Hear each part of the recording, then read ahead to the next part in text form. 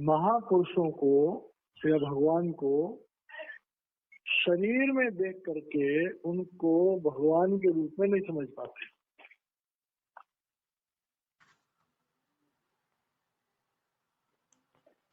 लिखी हुई है, सारे धर्मशास्त्रों में लिखी हुई है कि दुनिया में चमत्कार करने वालों को लोग बहुत बड़ा समझते हैं और अध्यात्म की जो दौलत को लिए आते हैं, जो हमें आत्मज्ञान दे सकते हैं, क्योंकि वो आडंबर नहीं करते इसलिए उन्हें बहुत कम लोग समझ पाते हैं।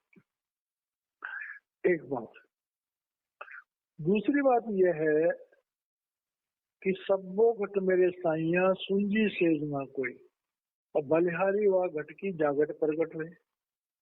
कि भाई भगवान जो है वो तो सब में ही है। एक संत में, एक महापुरुष में, एक आत्मज्ञानी में और एक साधारण मनुष्य में क्या फर्क है? आत्मज्ञानी ने अपने आत्म तत्व को साधना करके पहचान लिया, साधारण मनुष्य ने अपने आत्म तत्व को नहीं पहचाना। बाकी दोनों ही शरीरों में परमात्मा की शक्ति का कनेक्शन है। जैसे बच्चे में बुद्धि होती है, पढ़े तो ना पढ़े तो ज्ञानी बन गया, बड़ा अफसर बन गया, ना पढ़े तो अनपढ़ गंवार रह गया। तो इसी तरह से आत्म शक्ति सब में है। लेकिन होता क्या दुनिया में कि एक जैसा शरीर है, एक जैसे इंद्रियां हैं, एक जैसा सब कुछ है, लेकिन कुछ लोग जो है वो आसुरी प्रकृति में चले जाते हैं और कुछ लोग दैवी प्रकृति में चले जाते हैं। मतलब कुछ लोग मन की दुनिया में चले जाते हैं और कुछ लोग आत्मा की दुनिया में चले जाते हैं। भाई इतना ही फर्क है। अच्छा बुरा दुनिया भर के डेफिनेशन जो दुनिया में है उसका एक ही डेफिनेशन है कि कुछ लोग मन की दुनिया में चले जाते हैं, कुछ लोग आत्मा की दुनिया में चले जाते हैं। मन की दुनिया में जाने वाले लोग जो है वो आसुरी प्रकृति के हो जाते हैं, आत्मा की दुनिया में जाने वाले लोग दैवी प्रकृति के हो जाते हैं। आगे चल करके एक पूरा अध्याय है कि दैवी प्रकृति क्या होती है, दैवी गुण क्या होते हैं, आसुरी गुण क्या होते हैं। तो यहाँ पर भगवान जो है ये हमें क्लियर कर रहे हैं कि सूक्ष्म, ये महाराज जी भी कहते हैं, कृपाल सिंह महाराज जी बार बार कहा करते थे कि हर इंसान सूक्ष्म रूप में स्वयं परमात्मा है, क्योंकि परमात्मा उसमें विराजमान है। लेकिन जिसका परमात्मा से कनेक्शन बन जाता है फिर उसे महापुरुष कहते हैं, हम महान आत्मा कहते हैं। तो अब ये 2-3 श्लोकों में इसी चीज को समझाने का प्रयास कर रहे हैं जो भगवान ने पहले अपने लिए कहा। अब इस श्लोक में 12वां श्लोक है, इसमें बहुत हम गहराई से समझे। मोघासा मोघ कर्मणो मोघ ज्ञाना विचेतसः राक्षसीम आसुरीम चैव प्रकृतिम मोहिनीम श्रुता। मोघ कहते हैं बेकार, निष्फल। तो मोघ आशा, मोघ कर्मणो, मोघ ज्ञान। कह रहे हैं देखो इंसान है, इस संसार से हमें कितनी उम्मीदें होती हैं, कितनी आशाएं हैं दुनिया की, चाहे वो जीवन को उन्नत करके मानसिक रूप से डेवलप होना हो, चाहे शारीरिक रूप से डेवलप होना हो, भौतिक रूप से डेवलप होना हो, आर्थिक रूप से डेवलप होना। इंसान आशाओं पे हमारा जीवन टिका हुआ है। सारी जिंदगी हम होप डिजायर उस पे लगा देते हैं। कोई भी काम हो, और उस आशा को पूर्ण करने के लिए हम कर्म करते हैं, मोघ कर्मणों। और उन कर्मों को करते करते हमें ज्ञान भी होता है, या उन कर्मों को करने के लिए हम ज्ञान अर्जित करते हैं। तो जिंदगी में डिजायर्स होती हैं, डिजायर्स को पूरा करने के लिए हमें कर्म करने पड़ते हैं, कर्म हम सही ढंग से करें हमें ज्ञान हासिल करना पड़ता है। या कर्म करने के बाद हमें जो एक्सपीरियंस होता है उससे भी ज्ञान होता है। तो कह रहे हैं इन चीजों में सारा संसार विचेत सहा, मतलब अचेत, हमको कोई होश नहीं है इंसान को कि वह रात दिन दुनिया के इन कामों में जुटा हुआ है, चाहे वो काम शरीर से रिलेटेड हो, दिमाग से रिलेटेड हो, परिवार से रिलेटेड हो। इन कामों में हम बेहोश हो जाते हैं।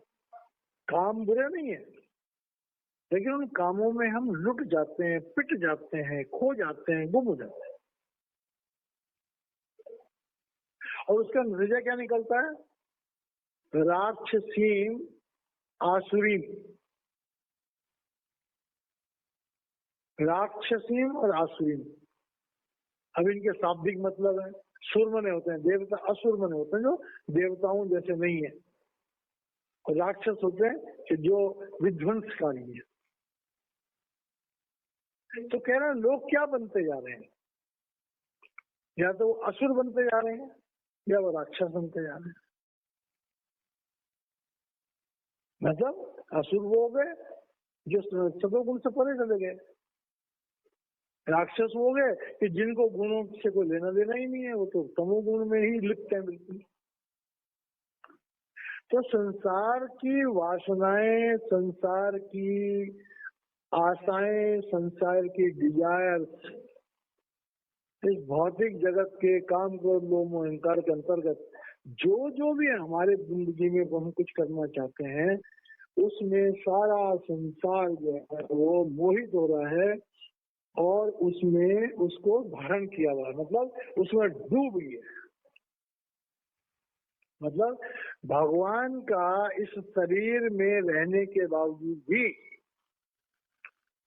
मनुष्य जो है वो अपने जीवन को असुरी, मतलब 84 में जाने के लिए पूरा सामान तैयार कर देता है।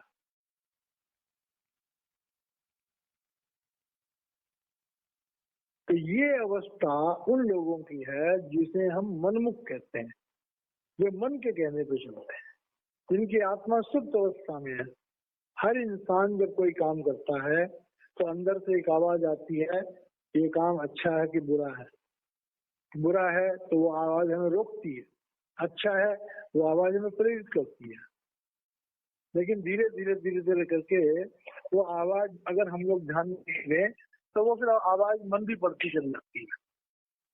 जैसे नालायक बच्चा होता है, अगर माता पिता उसको समझाते हैं वो नहीं माने तो बाद में माँ बाप जो है ना वो थोड़ा लापरवाह हो जाते हैं कि कुमार ने देखा था, सुन क्या जो मर्जी हो जाए, या भुगतेगा तब तेरे को होश आएगी। तो वही बात यहाँ भगवान कह रहे हैं।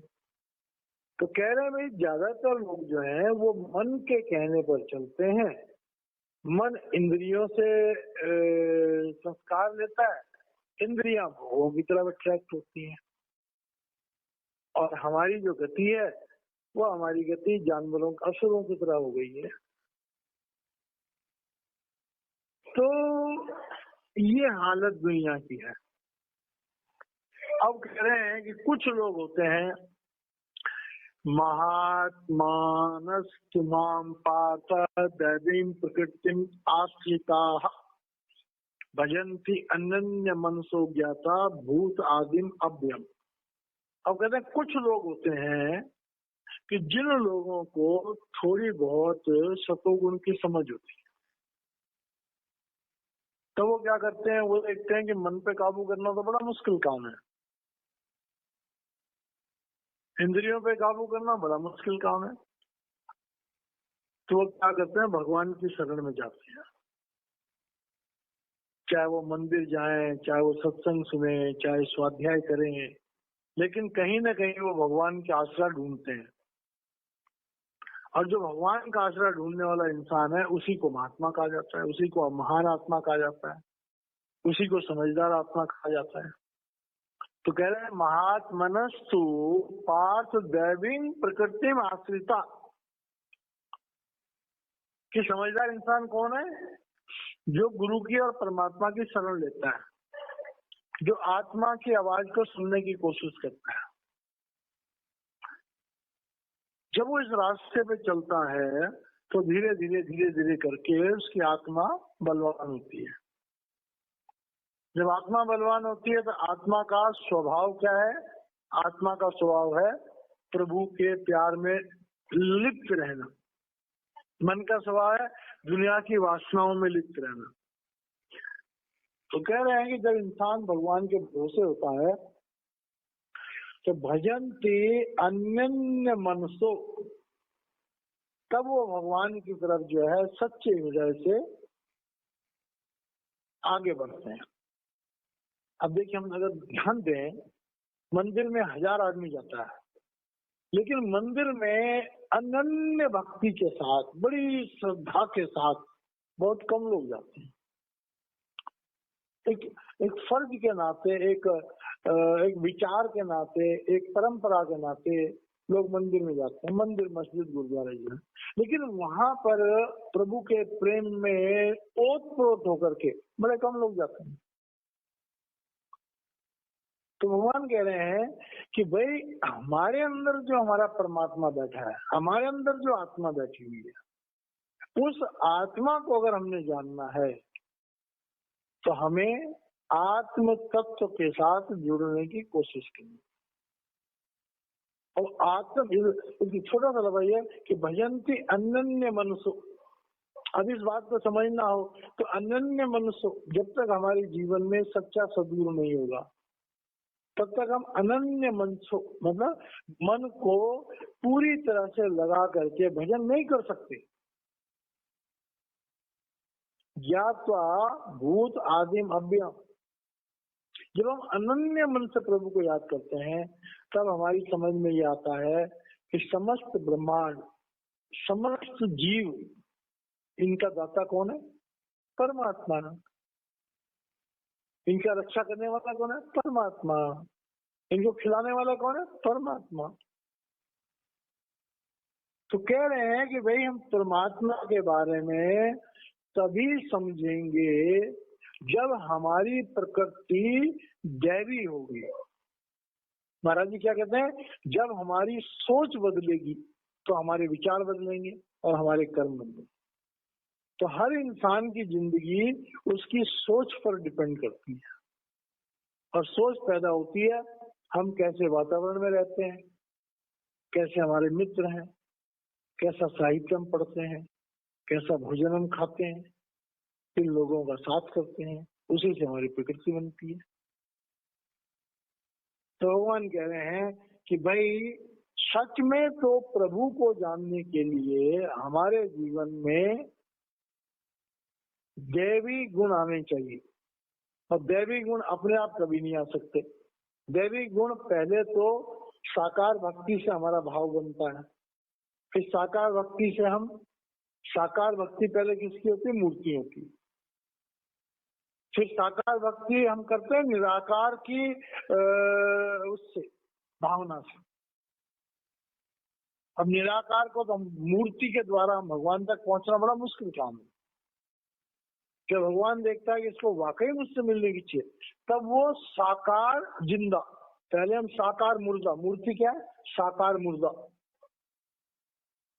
मूर्ति तो बिल्कुल जिंदा तो है ही, वो तो मरी हुई चीज है, मुर्दा है, पत्थर है। तो साकार मुर्दे से हम पहले प्यार करते हैं, फिर वो हमें साकार जिंदा से जोड़ देता है भगवान। तो साकार जिंदा कौन है? सदगुरु। तो कह रहे हैं कि जब हम साकार जिंदा से जुड़ते हैं तब हम प्रभु की सच्ची भक्ति करते हैं, और फिर हमें समझ आता है कि संसार के समस्त जीवों का पालन करने वाला वो परमात्मा, वो अविनाशी परमात्मा ही है।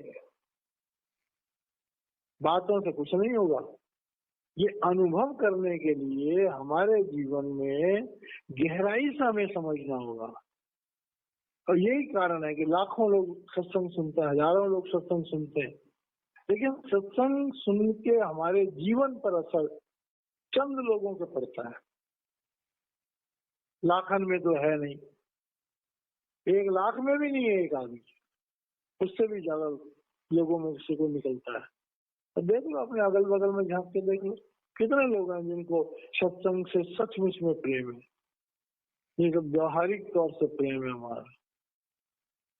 तो गीता ये कह रही है हमें कि भाई हमारे जीवन में गुरु होना चाहिए, हमें ज्ञान होना चाहिए, आत्मज्ञान की भूख होनी चाहिए, हमें आत्मज्ञान की तरफ चलने की प्रेरणा होनी चाहिए, और धीरे धीरे करके हमारा एक समाज होना चाहिए।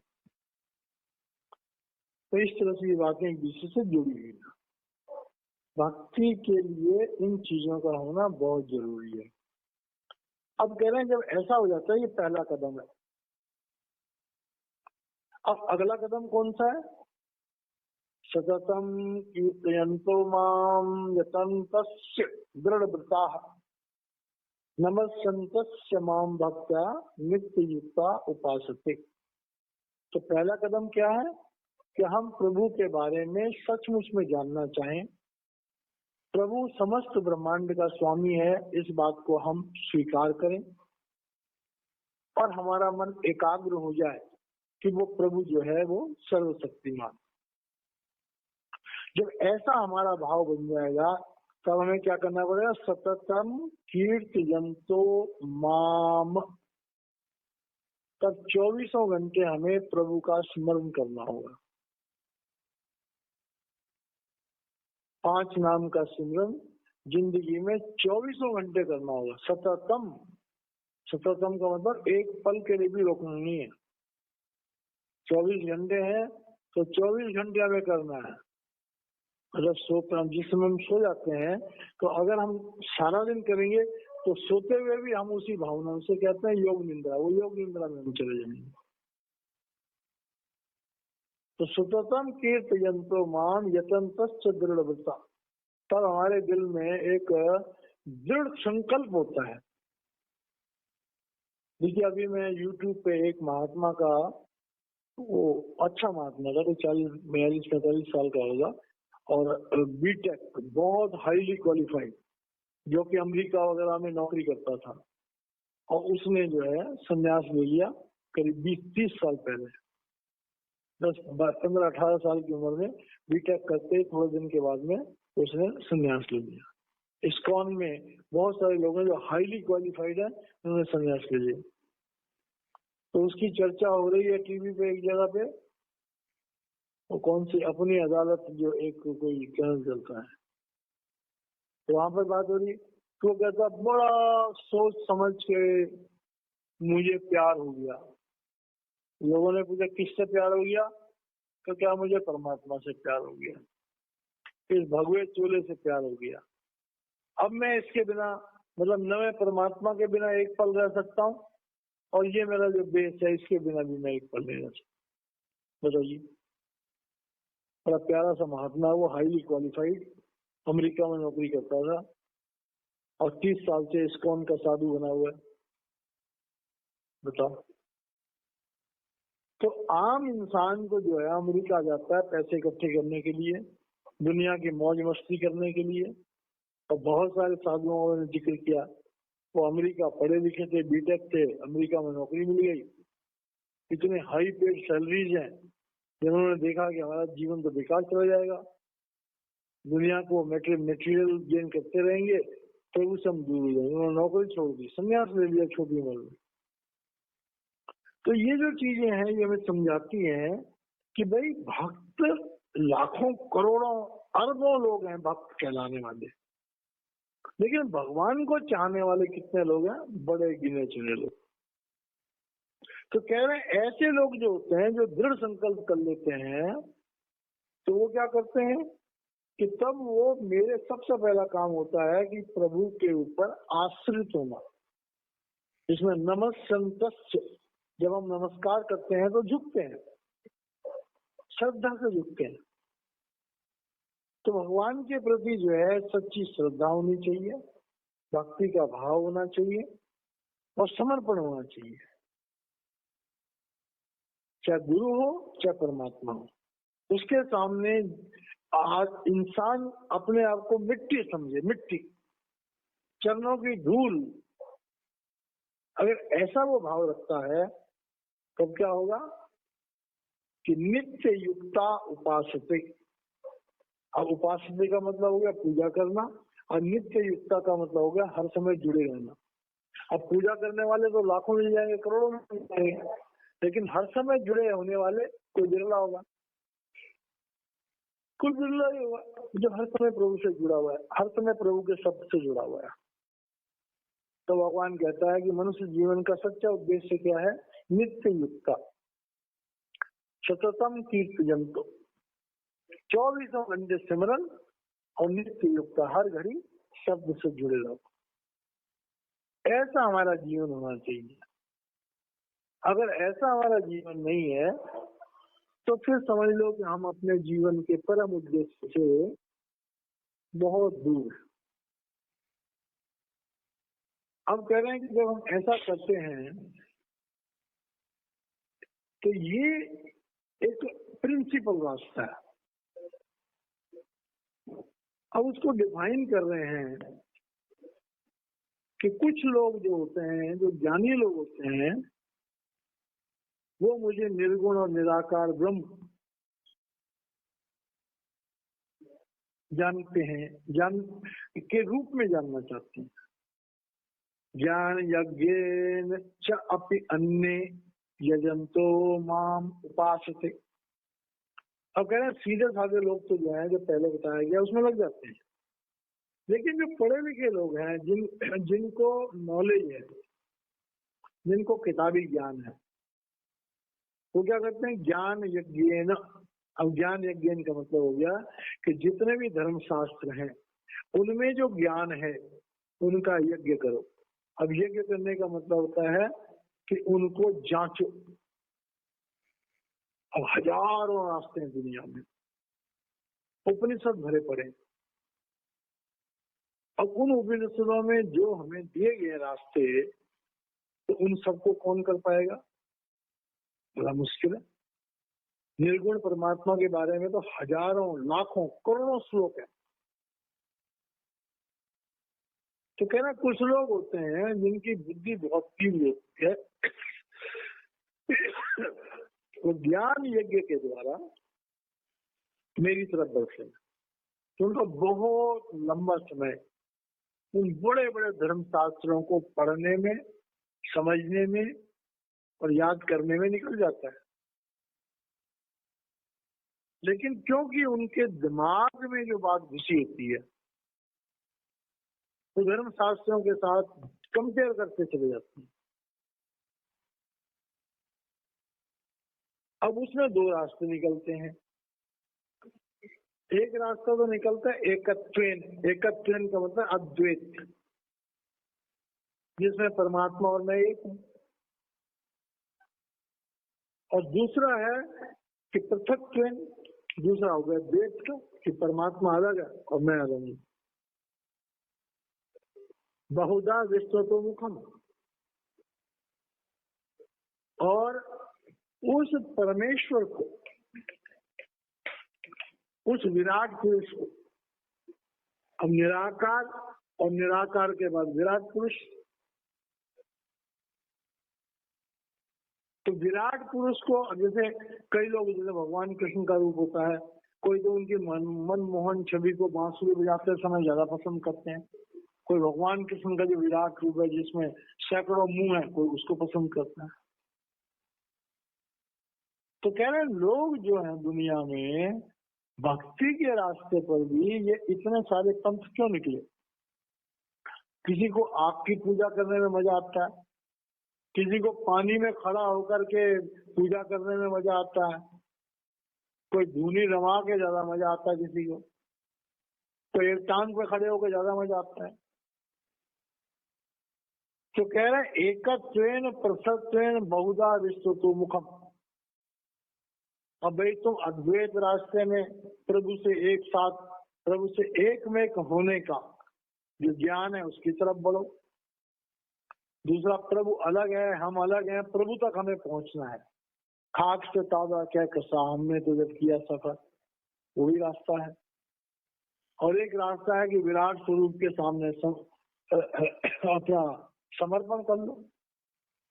जैसे अर्जुन ने विराट स्वरूप के सामने, भगवान के विराट स्वरूप के सामने समर्पण किया, भगवान ने कितना ज्ञान सुनाया अर्जुन को, कितना ज्ञान सुनाया, लेकिन अर्जुन का जो ज्ञान था, अर्जुन का जो अपना अहम भाव था, समझ लो अपने ज्ञान का जो भाव था, वो भाव नहीं टूटा अर्जुन का। अगर सूक्ष्म अहम भाव टूट जाता अर्जुन का तो भगवान को विराट रूप दिखाने की जरूरत ही नहीं थी। लेकिन जब देखा भगवान ने कि किसी रूप में भी जो है सरेंडर नहीं कर रहा है, तब लास्ट में भगवान ने विराट रूप दिखाया, जिसके सामने अर्जुन डर गया। देखो, भूत के डर के आगे भूत भी नाचते हैं, डंडे के आगे भूत भी नाचते हैं। अर्जुन ज्ञान से नहीं समझ पाया, तब तक उसे अपने बल का एहसास बना रहा। भगवान का विराट रूप देख करके जो उसकी असली स्वाभाविक भावना थी क्षत्रिय होने के नाते कि मैं शूरवीर हूँ, मैं डरता नहीं, ये भावना को तोड़ने के लिए भगवान ने जब विराट रूप दिखाया तो अर्जुन का वो घमंड टूट गया। अर्जुन पत्ते की तरह कांपने लग गया डर के मारे। तब जाकर के अर्जुन ने सरेंडर किया। तो यही बात भगवान कह रहे हैं कि भाई रास्ते बहुत सारे हैं, ठीक है, इन रास्तों पे लोग चलते हैं, जिसको जो रास्ता अच्छा लगता है उसको फॉलो करते हैं। यही कारण है कि एक भगवान के अनंत रूप बन गए। किसी को किसी में मजा आया, कोई गणेश जी की पूजा में लग गया, कोई हनुमान जी की पूजा में लग गया, कोई पीपल की पूजा में लग गया, कोई नदी की पूजा में लग गया, कोई पहाड़ की पूजा में लग गया।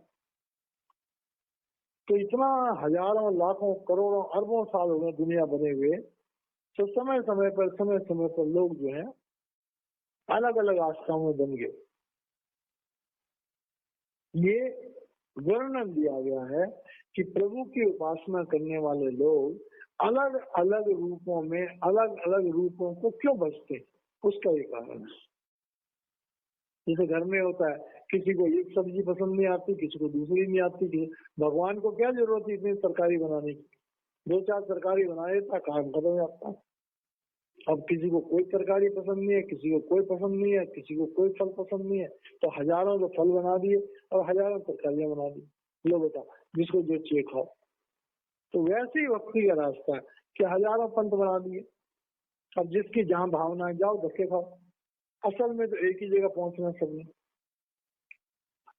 तो इस तरह से जो है भगवान ने जो कहा कि ये भक्ति का जो सीक्रेट है, वो भक्ति का सीक्रेट इन श्लोकों में भगवान ने कहा। अब ये बात जब भगवान ने कही, तब उन्होंने थोड़ा सा एक और बात साथ में कह दी कि भाई पूजा हम जिस तरह से मर्जी करें, लेकिन भगवान की असलियत क्या है? कि क्या कह रहे हैं?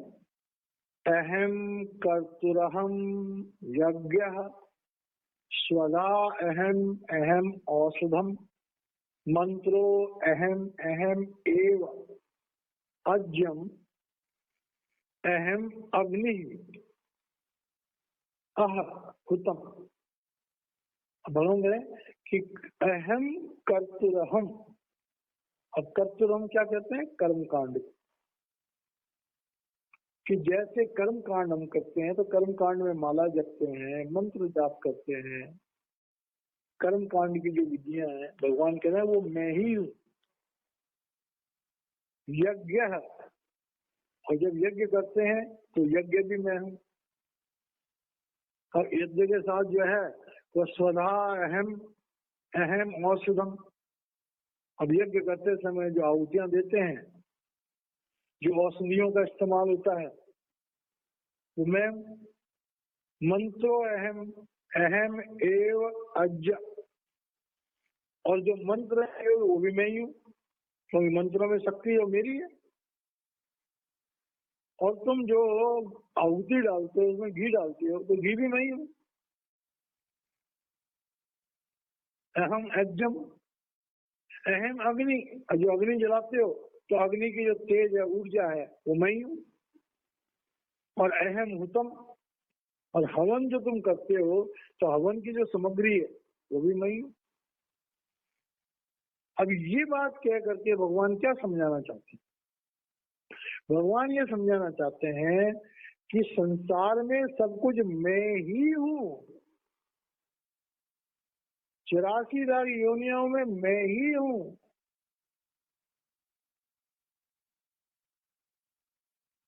ये गुरबानी में भी आया है। गुरबानी में एक श्लोक आता है कि मैं ही दुकानदार हूँ, मैं ही अनाज हूँ, मैं ही तराजू हूँ, मैं ही बट्टा हूँ। तो ये बात जो कह रहे हैं कि ईश्वर सर्वभूतानाम हित देशे तिष्ठति अर्जुन, कि समस्त चीजें जो संसार में है उनके बीच में भगवान स्वयं बैठे हैं। क्यों? ममे वांसो जीव लेके जीव भूतम सनातन। तो भगवान ये कह रहे हैं, अर्जुन को समझाने की चेष्टा कर रहे हैं। अर्जुन मतलब आगे चलकर ये भी कहेंगे कि तू, तेरे अंदर भी मैं ही हूँ, सब कुछ मैं ही हूँ। अब इस बात को बुद्धि से कोई समझ नहीं सकता। आगे एक श्लोक और बोल रहे हैं, पिता अहम अस्य जगतो माता धाता पितामह वेद्यम पवित्रम ओंकार ऋक् साम यजुरेव च। भगवान कह रहे हैं कि पिता अहम अस्य जगतो माता धाता पितामह। हम क्या सोचते हैं कि जैसे हमारी माँ है, हमारा पिता है, हमारा दादा है। तो भगवान कह रहे हैं कि पिता अहम अस्य जगतो। अब पिता का मतलब क्या होता है? पिता मतलब होता है उत्पन्न करने वाला। हम अपने पिता के अंश से उत्पन्न हुए। कह रहे हैं सृष्टियों को उत्पन्न करने वाला मैं हूँ। और उसके बाद माता क्या कहती है? तो माता धारण करती है पिता की शक्ति को। तो ये पृथ्वी माता है, तो कह रहे हैं ये पृथ्वी मैं ही हूँ। अब धाता कहते हैं कि धारण, माता धाता मतलब धारण करने वाले। तो जैसे माता गर्भ को धारण करती है, पृथ्वी किसी भी बीज को धारण करके उसका फल बनाती है। तो पृथ्वी रूप में भी मैं ही हूँ। और पिता को जिसने उत्पन्न किया, मतलब प्रकृति को जिसने उत्पन्न किया, वो भी मैं ही हूँ, पिता में होंगे। और कह रहे हैं वेदम पवित्रम ओंकार। ओंकार शब्द को कहते हैं। और कहते हैं जो वेदों में ऋक् साम यजुरेव च, ऋग्वेद, सामवेद, यजुर्वेद और अथर्ववेद, कह रहे हैं ये वेद जो है सब इनमें मेरा ही जिक्र है। और मैं ही वेद हूँ, मैं ही ओंकार हूँ, मैं ही प्रकाश हूँ, मैं ही शब्द हूँ। बताओ, अर्जुन की बुद्धि को समझाने के लिए इतने स्पष्ट लफ्जों में कह रहे हैं कि सृष्टि में जो कुछ भी दिखाई दे रहा है वो सब मैं ही हूँ। मेरे ही अनेक रूप है, मेरे ही विभिन्न रूप है। महापुरुष कभी तो सबको प्यार करते हैं कि महापुरुष सब में परमात्मा को देखते हैं। तो इस तरह से जो है अर्जुन को भगवान ये समझाने की चेष्टा कर रहे हैं कि भाई जो कुछ भी है ये तो क्या समझ रहा है। अर्जुन की खोपड़ी में जो है वो, उसको अब एक लफ्ज फिर दोबारा इसी बात को और गहराई से कह रहे हैं, गतिर भर्ता प्रभु साक्षी निवास शरणम सुहर्ता प्रभव प्रलय स्थानम निदानम बीजम अव्ययम। भगवान कह रहे हैं कि भाई संसार में जो बीज है संसार का, जिससे उत्पत्तियां होती हैं, वो अविनाशी है और वो मैं ही हूँ। और कह रहे हैं गतिर वर्ता प्रभु, जो परम धाम है, जिस धाम में हमने आखिर में जाना है, वो मेरा ही है।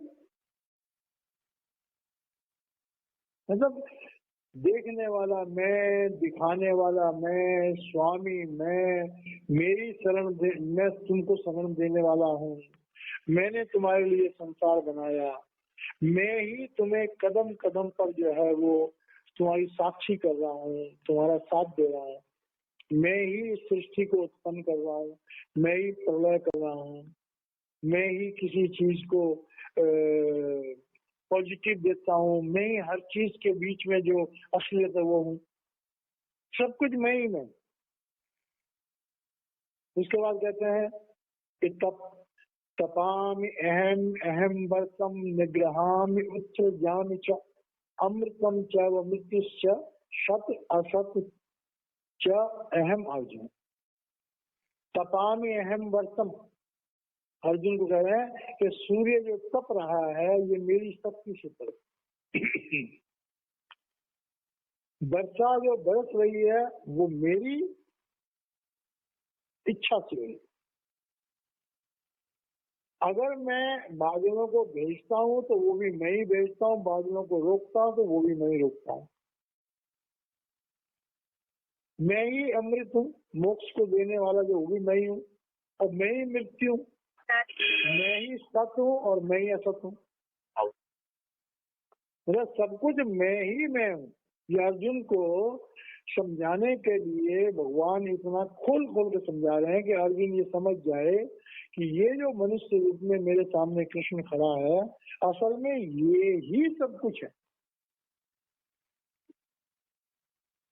तो इस तरह से जो है भगवान ने ये जो सारे श्लोक कहे हैं ये इस तरह से ये सिर्फ अर्जुन को समझाने के लिए कहे हैं, और हम सब लोगों के लिए एक्चुअल में क्या है कि ज्ञान तो देखो कि ज्ञान तो किसी महापुरुष के द्वारा ही इसको धारण करने की अवस्था बनती है। साधारण इंसान तो न इसे समझ सकता है और न इसको अनुभव कर सकता है। लेकिन भगवान का जो मेन मकसद है ये कहने का कि अर्जुन तू मेरी बात को मान। अर्जुन के मोह को दूर करने के लिए भगवान ने इतना खोल खोल करके समझा दिया। आज भी समझ लो कि जो महापुरुष है उनके नजदीक जो लोग रहते हैं भाग्यशाली लोग हैं, और महाराज जी के फ्री समय में जो चंद लोग महाराज जी के पास बैठ करके और महाराज जी के मुख से अध्यात्म की जो गूढ़ रहस्य सुनते हैं उसमें यही सब कुछ होता है। तो इस तरह से जो अर्जुन है समझा रहे हैं अर्जुन को, और अर्जुन क्योंकि अभी अपने अज्ञान से दूर नहीं हुआ, अपने अहंकार से दूर नहीं हुआ, इसलिए वो आराम से सुन रहा है। तो इसके बाद थोड़ा सा बदल जाता है सब्जेक्ट जो है, तो इसके आगे कल नहीं हमने 19वां श्लोक और 9वें अध्याय का कंप्लीट कर दिया। तो आज के श्लोकों से हमें ये मिला कि हम सब जगह उस प्रभु को देखने की चेष्टा करें, और अगर सब जगह प्रभु को देखेंगे तो हम किसी के साथ भी बुरा व्यवहार नहीं करेंगे, चाहे वो कोई भी इंसान हो, यहाँ तक कि चाहे वो जीव जंतु भी।